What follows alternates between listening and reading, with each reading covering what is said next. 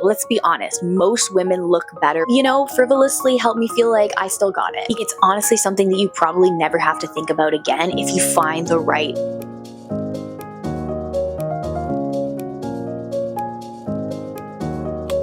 Welcome back, lovely feminine friends, to another installment of a mini series that I started like way back in January, but I also mentioned in my beauty rut video, which I'm going to link above as well as down below, where we help you create a beauty checklist. You can call this whatever you want, a beauty routine, whatever, but the purpose of this is inspiration from vintage beauty goals that outlined what women used to do to meticulously take care of their appearance in a monthly, seasonally, daily way, and they outlined for you their routine. This series is to serve as inspiration for you to create your own checklist of what you can do to maintain your beauty that will carry you throughout difficult seasons in your life or just help you pour back into yourself to feel like a confident feminine woman. When you have a framework and standards that you hold yourself to, you're better able to consistently take care of yourself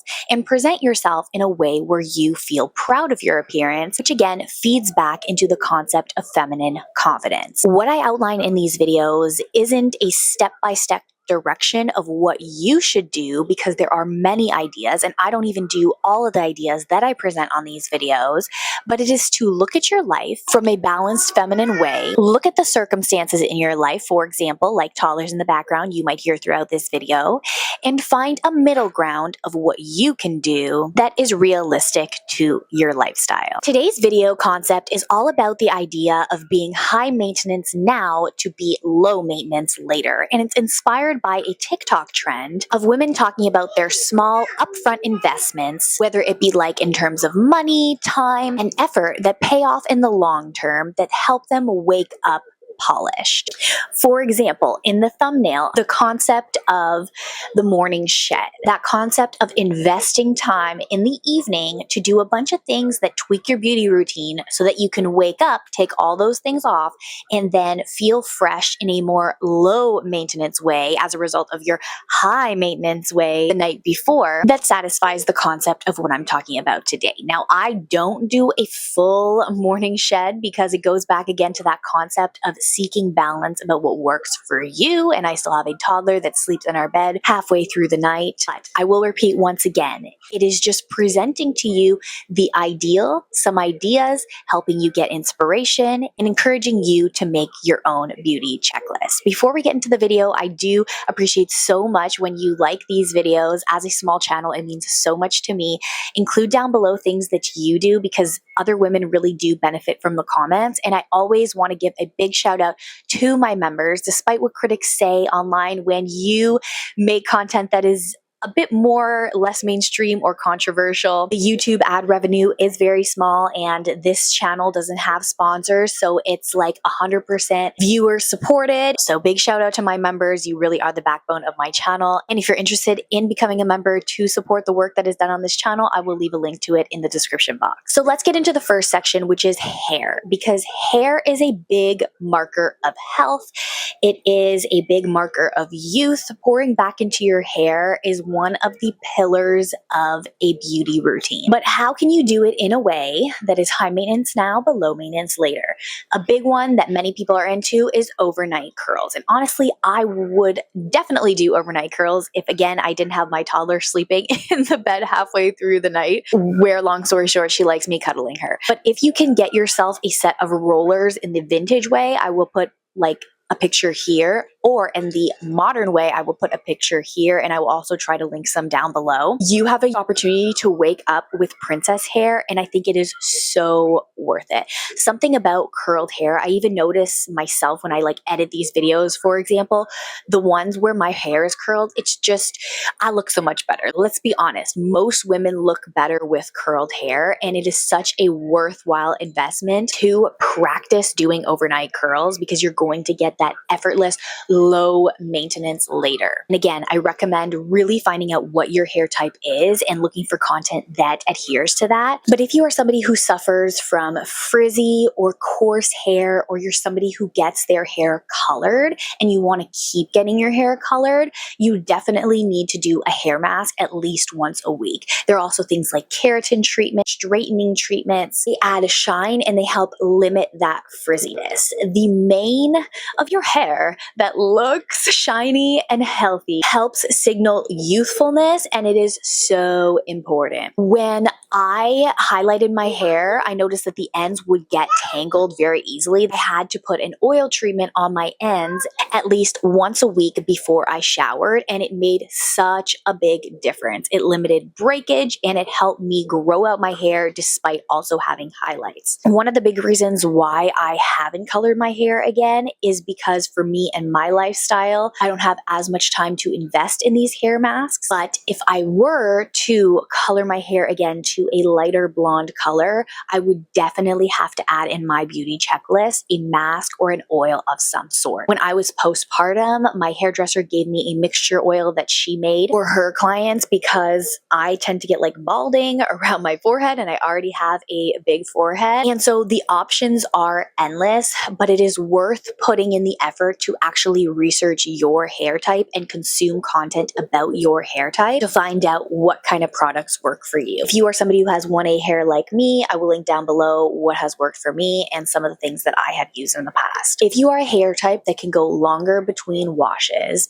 unfortunately, that is not me. But if I were somebody who could go like 4 or 5 days or a week between washes, what I would do is schedule blowouts at a salon that specializes in blowouts, or just go to a regular salon and ask for a blowout. Especially with having kids, or if you are somebody with a busy work schedule, I understand that there's an upfront cost, but just having that time, it's like reinvesting back in yourself to like have an hour to yourself where you can relax, and then you end up having a low maintenance blowout out the rest of the week by a professional is, in my opinion, very much worth it. When I was dating my husband, there's a few times where I did this before date nights and I just loved it. I would skimp out on my budget in other areas to do this if it was something that suited my hair type to do regularly, as well as my lifestyle. And I do have to harp back onto the first video that I made in this mini series where I talked about feminine hygiene, but this also fits the point about hair being high maintenance to be low maintenance later. Double washing your hair, double cleansing your hair, making sure that you are properly washing your hair every few days is not only a feminine hygiene habit,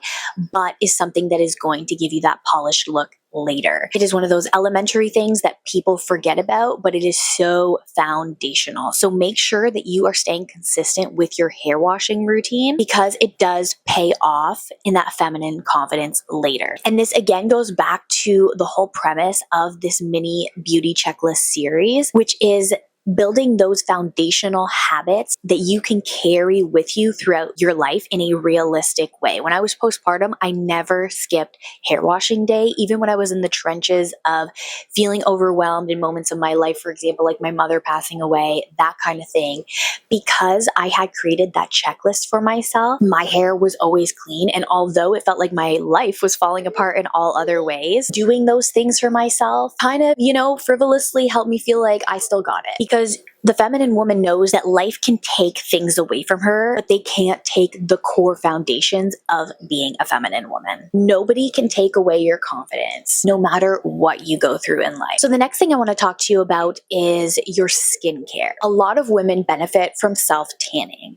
If you are pale like myself, self-tanning can be very important in your routine. I know some women also use it for contouring around their face and their neck, which helps them be low maintenance later because they just have to put on a little bit of powder or like foundation, and they don't have to do that whole contouring every single day. Applying self-tanner weekly or committing to doing it in the winter can help you get that healthy glow, especially if you are somebody who is naturally pale and in the winter people think that you're sick, when in reality you're just pale. Next up is facials. Everybody knows facials are important for hygiene, but I'm including it in this to give you a reminder. Your makeup will go on so much better if you are doing facials. You can of course invest the money in doing like deep exfoliation every few months. We are going to make another video on looks maxing and like those more expensive things that you can do, but anybody can do at home facials. You can literally go to the Dollar Tree and get yourself some sheet masks. There's no excuse for this. You need to include it in your beauty checklist. Lash and brow grooming. A lot of women benefit from tinting their brows every few weeks at home, tinting their lashes, or investing in lash extensions. When I was younger, I did invest the money in lash extensions and I personally found them worth it, especially if you're somebody who has thin lashes, short lashes, or light colored lashes. This might be worth it for you. Overnight treatments like slugging, overnight exfoliating masks, using a humidifier and essential oils. These are also passive overnight habits that benefit your skin in the long term. I have found so much benefit from the habit of slugging, especially in the winter, that I really believe it eliminated so many of my fine lines that I acquired through pregnancy and in my late 20s as well as early 30s, generated from stress. So many people want to go to these looks maxing treatments that they neglect the foundation of skincare, which is moisture. Now, nails and hands. I understand that today I'm not the best example because I'm actually between painting my nails. I will be painting my nails today. But I mentioned in my mini summer glow up video, I wanted to take my beauty routine up a notch by making sure that I have my nails like pretty much always painted. So it seems a little bit like I'm lying right now by not having them painted, but that is because I wasn't going to film a video today and I took my nail polish on this morning, but my kids are actually watching TV right now, so it was an opportunity to film a video. But anyway, I believe in small gradual changes to your beauty checklist, and so far I have had success in having my nails pretty much always constantly painted by finding a routine that works for me. A lot of times women walk around with like chipped press-on nails or like chipped nail polish because they go off of this standard recommendation of getting your nails done like every 1 to 2 weeks, or like having a budget of how much they can spend on their nails rather than investing in the skills of doing an at-home manicure. But the point that I'm trying to get here at is like really looking at your lifestyle and what you can do to make sure that your nails are always taken care of. So for me, I started with the foundational concept of like learning how to take care of my cuticles. I will link a couple manicure videos down below on YouTube, finding out the skills, practicing taking care of your cuticles as a form of hygiene. And then from there, I was able to build another skill and slowly add on in a sustainable way to my beauty checklist to doing my nails every like 3 days, waking up in the morning, taking off the nail polish, then at night after my kids go to bed, putting on a fresh coat. Finding what worked for me was so important, and also practicing the habit of moisturizing your hands. I keep a hand moisturizer in the car and also a feet and hand moisturizer on my nightstand, and nail oil by my night cream to make sure that I'm also investing to be low maintenance later when it comes to my hand health. When it comes to scent, investing in finding a signature scent. For me, I always loved this one right here. This would be my signature scent, even though I don't wear it as often as a mom right now.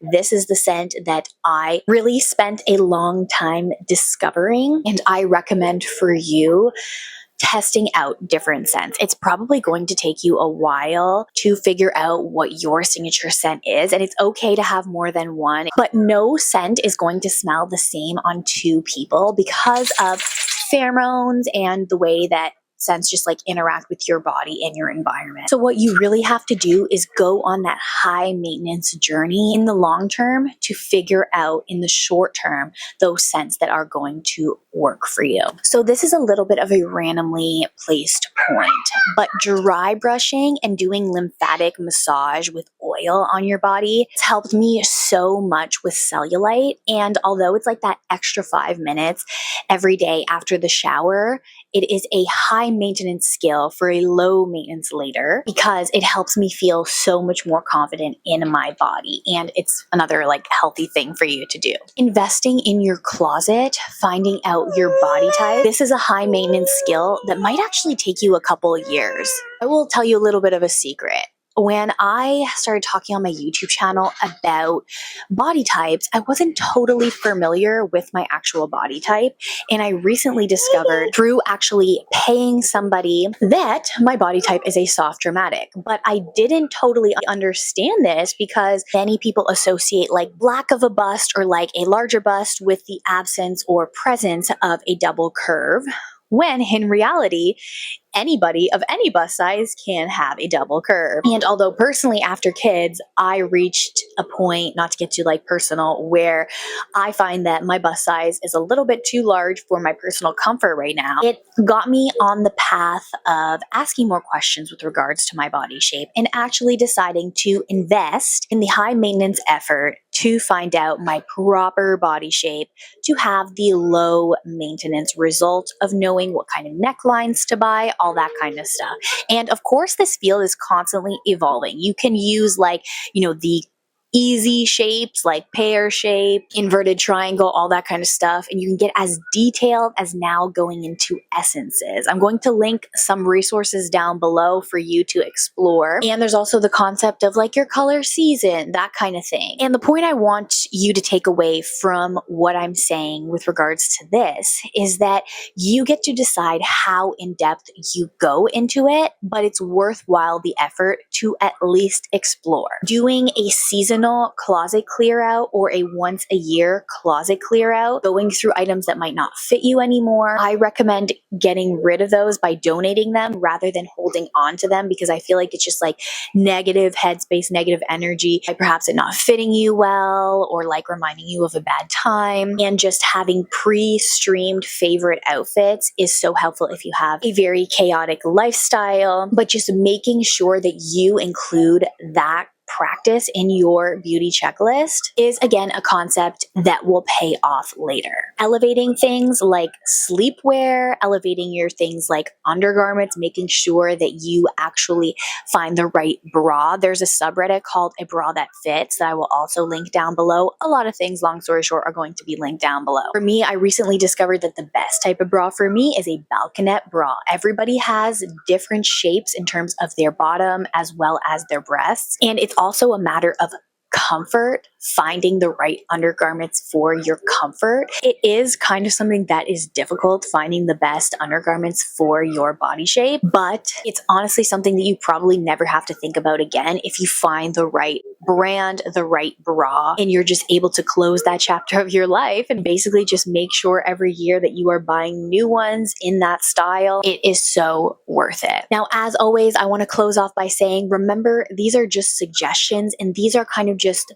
bullet points that will inspire you to have tangent thoughts on what you can include in your beauty routine checklist. They're meant to be flexible and again, inspirational. I would love to know down below, what do you do that is high maintenance that helps you be low maintenance later? And if you haven't, make sure that you watch the beauty rut video as well as the first video in this mini series. Thank you again to my members. Thank you to those who like the videos, and I will see you next time, lovely feminine friends. Bye-bye.